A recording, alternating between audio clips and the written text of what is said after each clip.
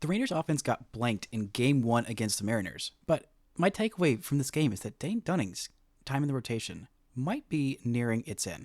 We'll talk about all that and more on this episode of Locked On Rangers. Let's get into it. You are Locked On Rangers, your daily Texas Rangers podcast. Part of the Locked On Podcast Network, your team every day.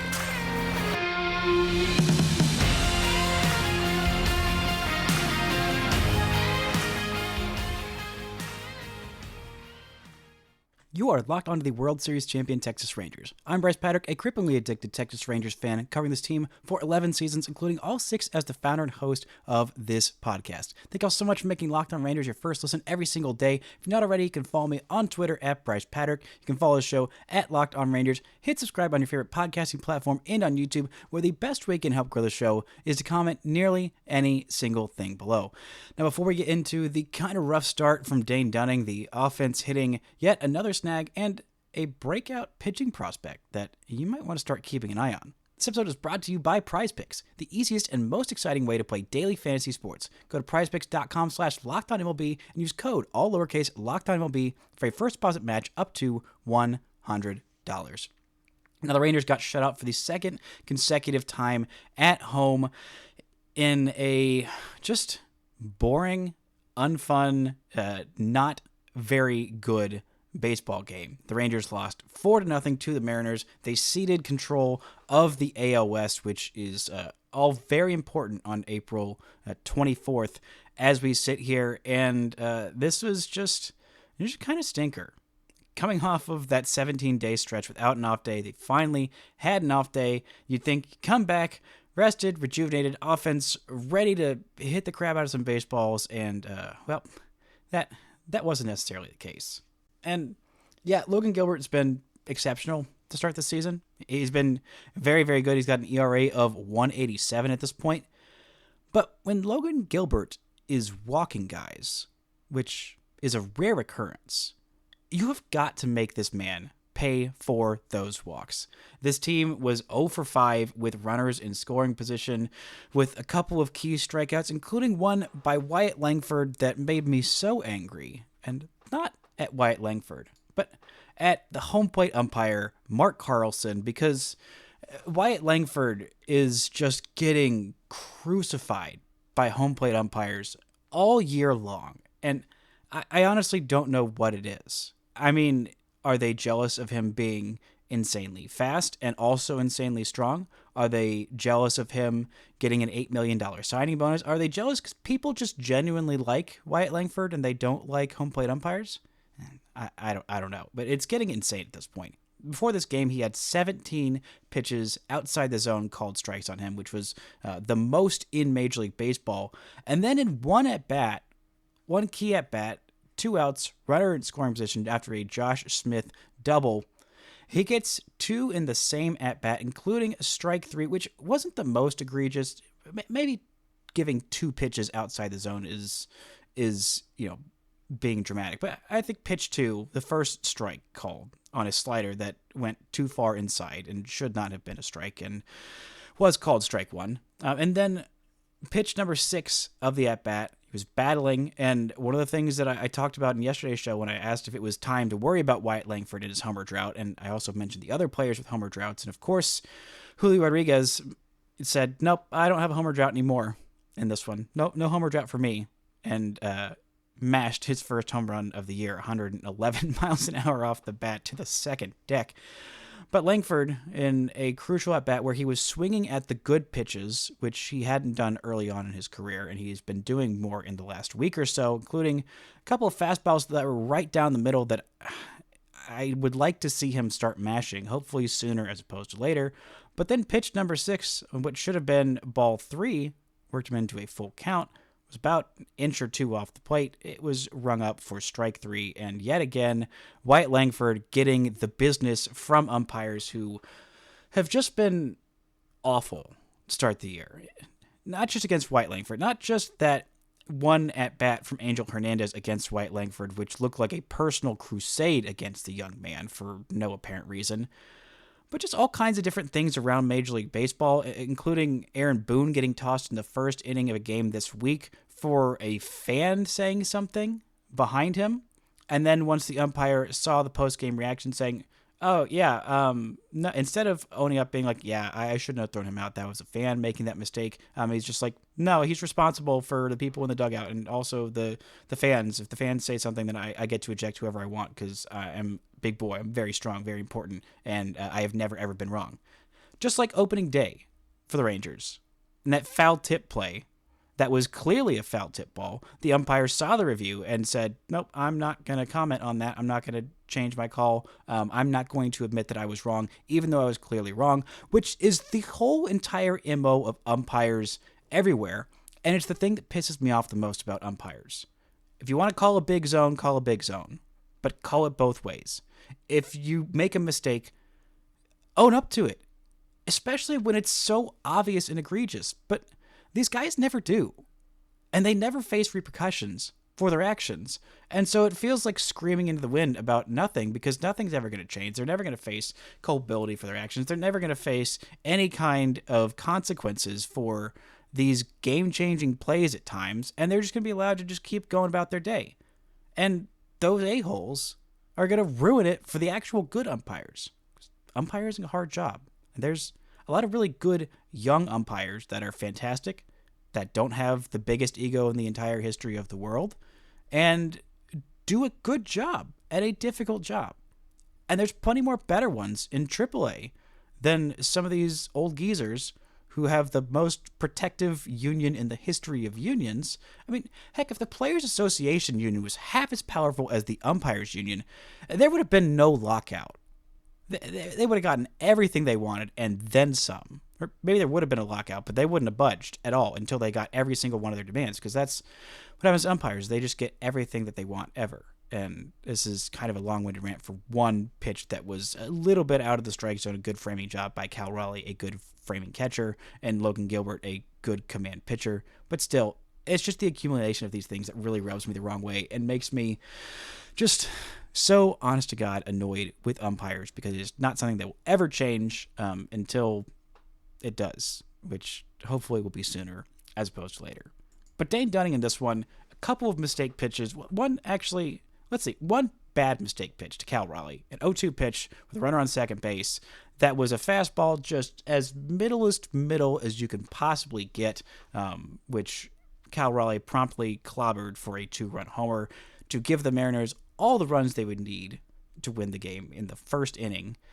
And then later on, Julio Rodriguez did Julio Rodriguez things. Not even a bad pitch from Dunning, but still kind of frustrating to see him still walking so many. He only allowed 4 hits in the 4 1/3 innings, but all of those hits ended up scoring. Actually, I think the second run might have the fourth run, or whatever, the third run, one of the 2 runs in the Julio Rodriguez home run was due to one of his 3 walks on the year. But he's still giving up so many home runs, so many walks, and he got 7 strikeouts in this one. He led the game in whiffs with 16, which was nice and impressive. But I mean, I'd rather have Logan Gilbert's 10 whiffs and 6 1/3 or 2/3 inning, however it actually was, to finish out this one, 6 2/3. To finish out this one. Then Dane Dunning's 7 strikeouts and 4 1/3. But Jose Urena came in and was able to save the day and bridge the gap to the B side of the bullpen in a losing effort. But outings like this for Dunning, I talked about it a lot on yesterday's show about who is going to be the first rotation casualty to move to the bullpen. It seems like it's going to be Dane Dunning at this point, especially if, you know, the whole point of a Dane Dunning, the whole reason he was the Rangers pitcher of the year last year is because he was consistent. He was not, you can't walk this many guys when you're not throwing 98, 99. Like, you just can't. You can't get away with it. When you have a 90-mile-an-hour fastball, you can't blow it by guys in the middle of the zone. Your mistakes get crushed a whole lot more often. And so far, Dane Dunning has been getting just crushed by the home run ball and crushed by the walk as well. He's got a 4.60 ERA, but he got 16 walks in 27 innings, 5.3 walks per 9, 2.3 homers per 9. That is not sustainable in a rotation that is trying to win you a division, trying to maybe win another World Series. Like, that's where the Rangers are going to have some issues. I don't think Dane Dunning is going to keep walking the world, hopefully. I mean, his strikeouts per 9 are the second best in the rotation, behind just John Gray at 9.5 Ks per 9.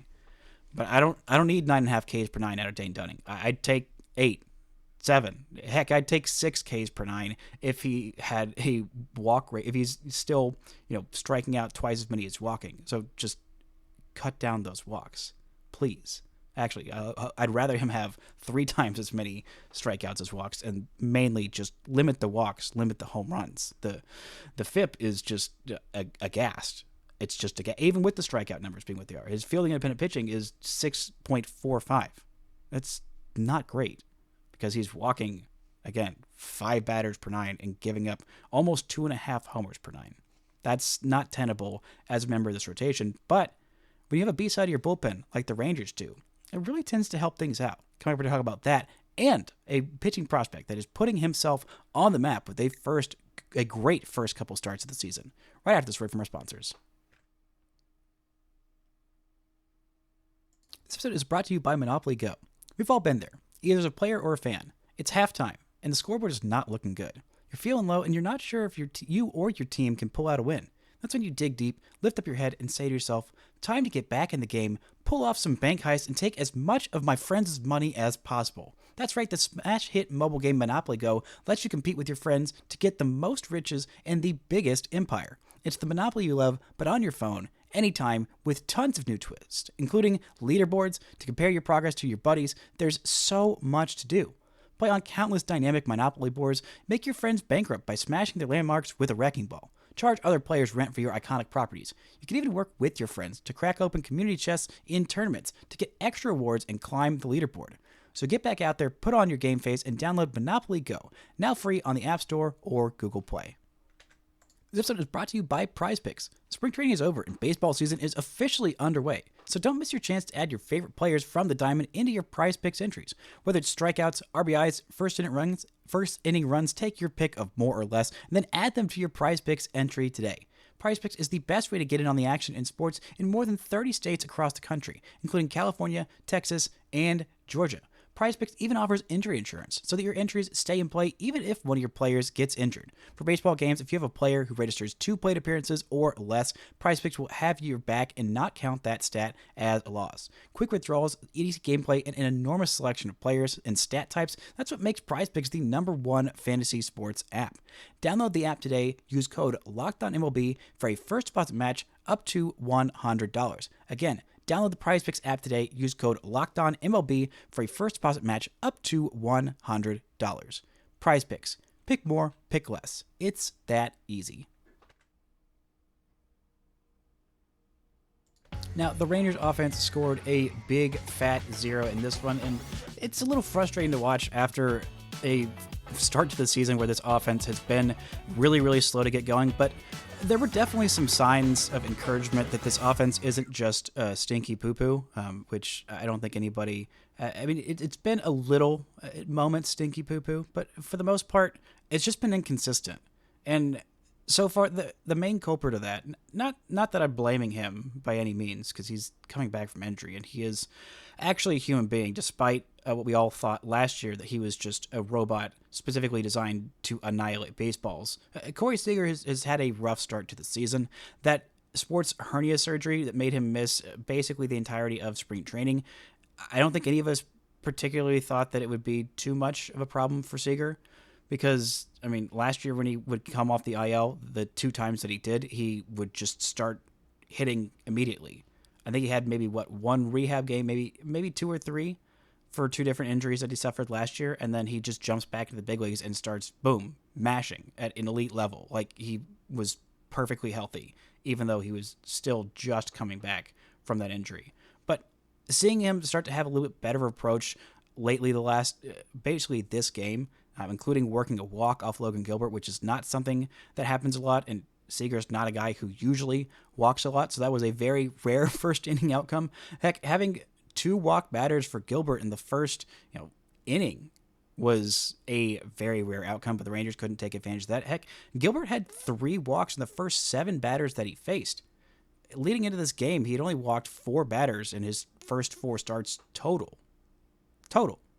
This is a guy who doesn't walk anybody, and the Rangers not being able to take advantage of that wasn't indeed frustrating, but just seeing Cory Seager hitting the ball harder in general, including especially his last at-bat, 110-mile-an-hour line drive off the bat, a 720 expected batting average, went 339 feet, but it was an out, and an out's an out. But seeing Cory Seager starting to have a little bit better approach, not chasing at a rate we are unaccustomed to seeing Cory Seager chase at pitches that he doesn't normally expand the zone for. I mean, he looked like spring training Cory Seager for the first 3 weeks of this season.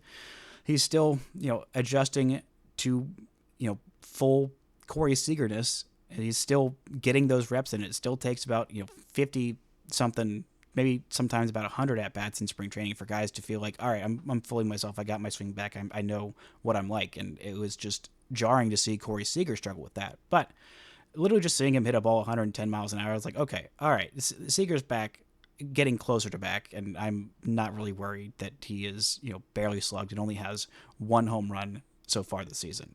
The things will come for him, but just this offense not being able to drive in runs, not being able to hit with runners in scoring position, something they've done incredibly well for the last couple of years, including that bat from Langford after the called strike 3. He had 2 strikeouts with runners in scoring position, but the second one, it felt like you could clearly tell that he was, pushing, trying to expand the zone a little bit more. Saw a bunch of sliders down. I think he saw maybe 1 pitch actually in the strike zone and ended up striking out on a foul tip. That does not look like Wyatt Langford sticking to his approach despite getting bad calls. That was a little sign like, okay, that's not great, Wyatt. Again, just 1 plate appearance, but still not the best. But there were still some encouraging signs from this game. A couple of doubles in this one from Lowe, 1 from Smith. Smith continues to hit well. Nathaniel Lowe being back in this lineup. Heck, this is about as close to a full-strength lineup as we're going to see until Josh Young gets back, which, by the way, he just started doing rehab activities, which is good to see. We'll know a little bit more as we go forward, but June 1st is the first day that he's eligible to come off the 60-day IL. But until then, this lineup is about what I think it's going to look like for the most part. I mean, having Jonah Heim as your 8-hole hitter, Langford hitting 7th, and Nathaniel Lowe hitting 5th, and Smith 6th. This is a good lineup.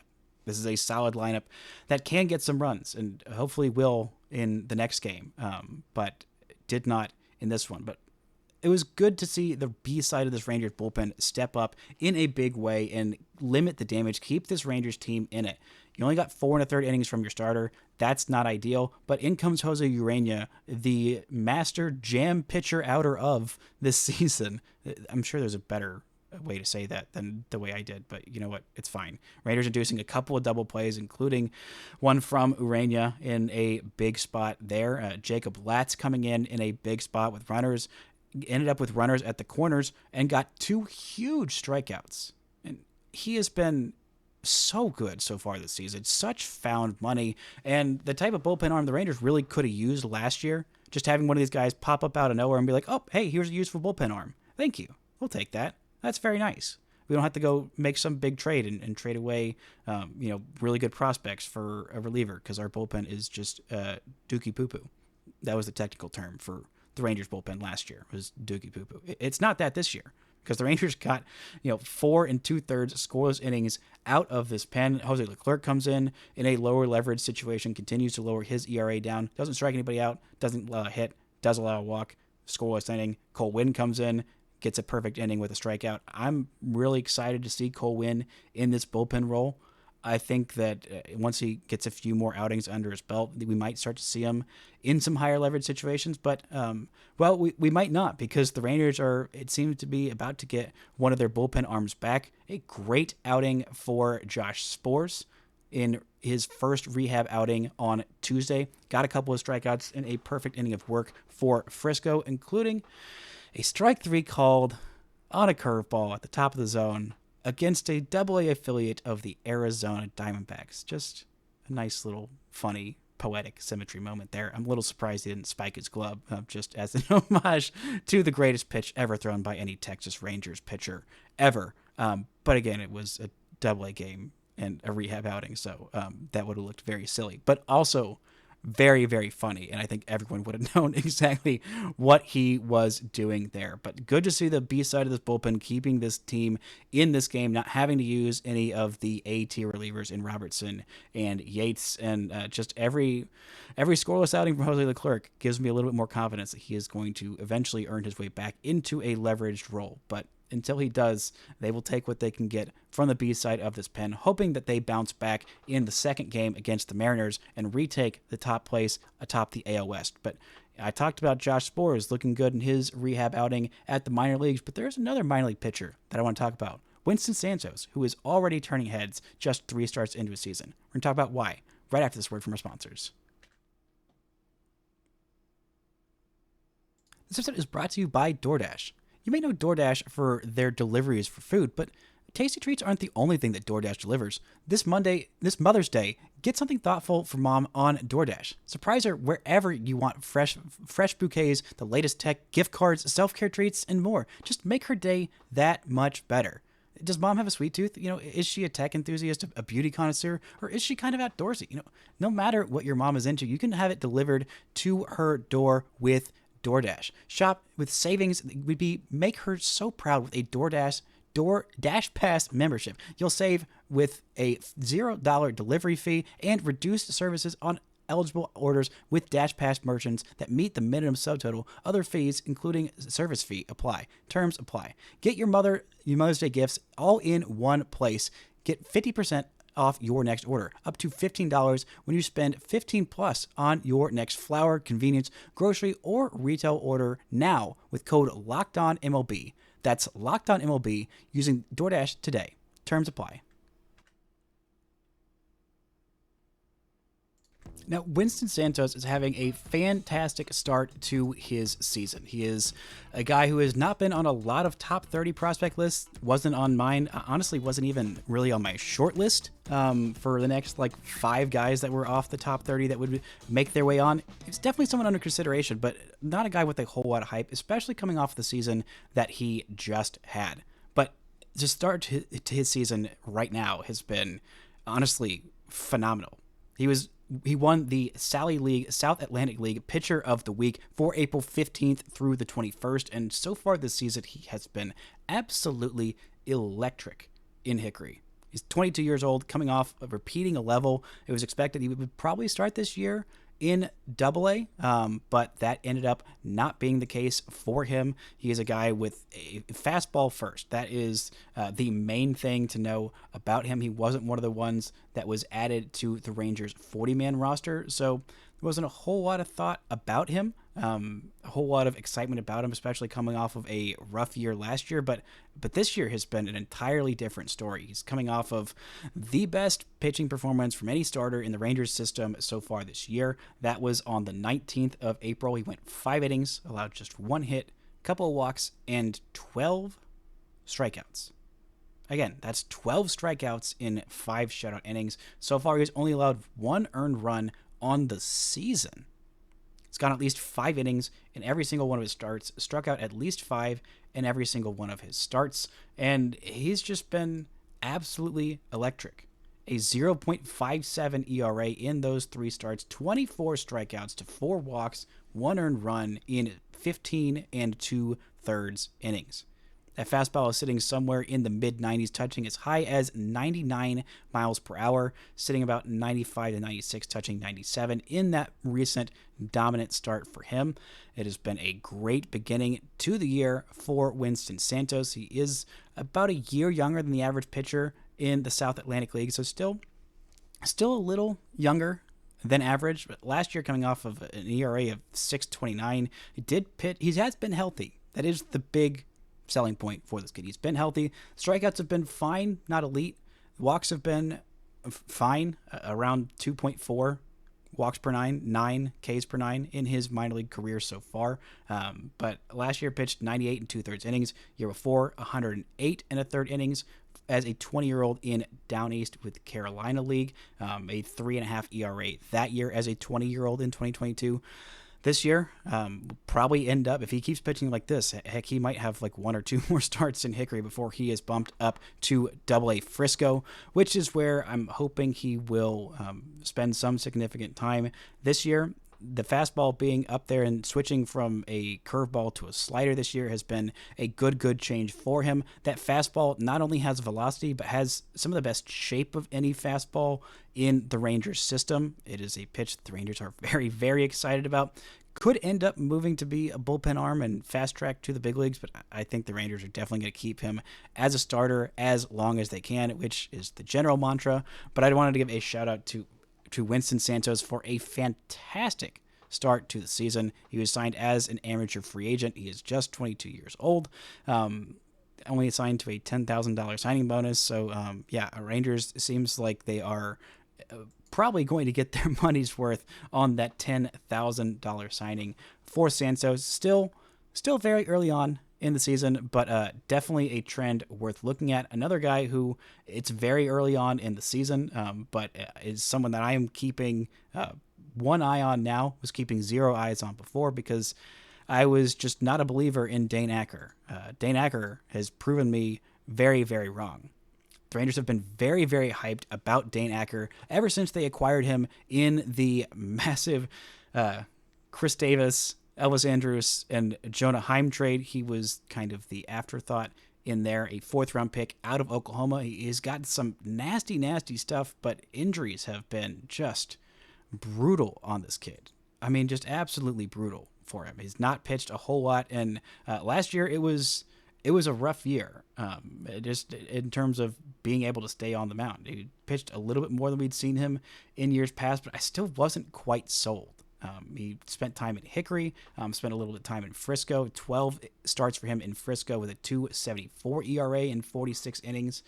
The walks were bad, and that's the main reason as to why I was concerned. 5.1 walks per 9. Did have 10 Ks per 9 in Frisco, but for his minor league career, just the walk numbers have been pretty problematic. 4.6 walks per 9, but 10.9 Ks per 9. But again, he just has not pitched all that much. The Rangers got him in 2020 before 2021. So he pitched 6 1/3 innings in 2021. In 2022, he pitched 25 2/3 innings. Then last year, pitched 67 1/3 innings, so a little bit more. But still, he was 24 years old last year. Now he's 25 in Frisco. Still a little old for a prospect, but so far the season has been downright electric. 3 starts for him, 13 1/3 innings. So again, still not that many innings, but 18 strikeouts and a .68 ERA. About a half a year older than the average Texas League pitcher. Still's got some prospect life on him. I think the Rangers are still very hyped on him. I hope that he can stay healthy and start pitching a little bit more innings. Otherwise, he's definitely going to move to the pen if he's not pitching, 5 innings really at all. 4 2/3 innings, 4 innings, 4 2/3 innings in his first 3 starts of the year. But he has looked very freaking good. The stuff has always been there. If he can keep those walks down, he can probably stick in the rotation if he can get some length out of it. But just seeing this kid healthy and thriving is a good positive development. And I mean, at this point, if Dane Acker becomes a competent back-end rotation piece for the Rangers, that Chris Davis trade might be one of the biggest steals that the Rangers have ever pulled on anyone in the franchise's history. It's still a long ways away from Dane Acker, competent MLB starting pitcher, but the stuff is there. And even if he's a pretty darn good reliever, even if he's just flames out and retires from baseball tomorrow, getting Jonah Heim in that deal was an absolute highway robbery, grand larceny, if you will. But he has a chance to make that look even better, this Dane Acker, and I am definitely rooting for him, and I think I should not have written him off as quickly as I did. Some other news and notes from around the Rangers in the minor leagues. Rangers signed Johnny Cueto to a minor league deal. Initially, I saw it as a deal that was not specified as a minor league deal, so I was very confused as to why they would sign Johnny Cueto to a minor league deal. Coming off an ERA, a 6 ERA season with the Marlins last year. Not the best year for him. The year before, he had an ERA a little around 3.5 with the White Sox. It was just a fine 5th starter that's going to go out there, throw you 5 innings, and keep you in games. But at this point, if everyone was healthy, I think Cueto would be like the 10th or so option for a Rangers starting pitcher. Again, obviously everyone's not healthy, but just getting some depth in there in AAA, I still would probably be more comfortable with Jose Urena earning a spot in the starting rotation than Cueto at this point. But sure, give that man a job. Why not? What's the worst that can happen? A couple other things to look out for in this minor league system. It was just an absolutely brutal assignment for Sebastian Walcott, putting him in Hickory as an 18-year-old, not even as a 19-year-old, but where he was just. It looked like he was incredibly overmatched to start the year. I mean, he was just in a rough way. He was not making contact. He was swinging out of his shoes, swinging pitches in the zone, out of the zone. He was in a rough way. But again, he's 4.2 years younger than the average player in Hickory. He's 18 and already, not only in full season ball, but in advanced A. He just straight up bypassed what was happening in high A because he was so incredibly good. This was not an incredible week for him, but it was so much better than what he had been in the past. A 5 for 20 week. He also had a couple of extra base hits that were both doubles. He had a game where he had 3 walks. That was nice. He had more walks he had 1 more strikeout than walks in this past week. 5 strikeouts, 4 walks, which is better than 13 strikeouts to 1 walk that he had in the first 8 games of this season. Again, an incredibly difficult assignment for him. Echedri Vargas is also struggling a little bit with a big jump to full season ball. It's been a rough first 8 games for Walcott, but if he can figure things out and, just having this 1 week of success, just saying, okay, all right, you can do this. It is entirely possible that you could, go out there and be all right. And that is a good thing for his confidence. What has not been good for the confidence of Hickory players is Brock Porter's walk numbers. And not only his walk numbers, but his ball to strike ratio. It's been rough. He's thrown more balls than strikes in all 3 of his appearances this year. Good news is batters are only hitting 143 against him. Bad news is they have an on base of 467. That's not ideal for Brock Porter. Again, he is still making a bunch of changes. Still has a long way to go, but not an ideal first couple of games for Porter. But there is one last guy in the minor leagues I did want to shout out who is doing very well in low A with the Down East Wood Ducks, and that is Glider Figero, the 20-year-old third baseman for Down East in his second year with Down East, technically parts of 3. He made his full season debut for 6 games in Down East back in 2022. Last year, he was 19-year-old, 2 years younger than the average player in the Carolina League. It was a rough year for him. Just not great. He had 220 and on base of 300 and slugged just over 320. Just not as much power as you were used to seeing for him. But again, the first full season of full season ball is rough on everybody. And it was pretty obvious he was going to start this year back at Down East as a 20-year-old. And in 15 games, he has been phenomenal. Absolutely phenomenal so far this year. A 949 OPS, hitting just 250. But the on-base has been fantastic, and as has the power numbers. 3 home runs, 1 triple, 2 doubles for him in 63 plate appearances. He's hitting just 250, but the on-base of 429 and 15 walks to 11 strikeouts. Last year, that was not the case. 42 walks, solid in 450 plate appearances, but 132 strikeouts. Those pitchers in full season ball were eating him up last year, and he was not able to tap into the power as much as he was the year before. As an 18-year-old in 41 games, he had 9 home runs, 5 triples, 5 doubles. That was impressive. The on-base numbers were good that year. Spent between the Arizona Complex League, mostly there, and a little bit of time, like I said, like a week in Down East. He's been very good to start the season. That's an encouraging sign. Not all those hitters in Down East. There's a couple other guys that are repeating that level as well that have not been quite as good this year. Hickory offensively has been, the first week they were rough, but it's good to see some signs from these young prospects. But that's going to do it for today's show. Thank you all so much for listening and subscribing. And until next time, don't forget to enjoy World Series champion Texas Rangers baseball.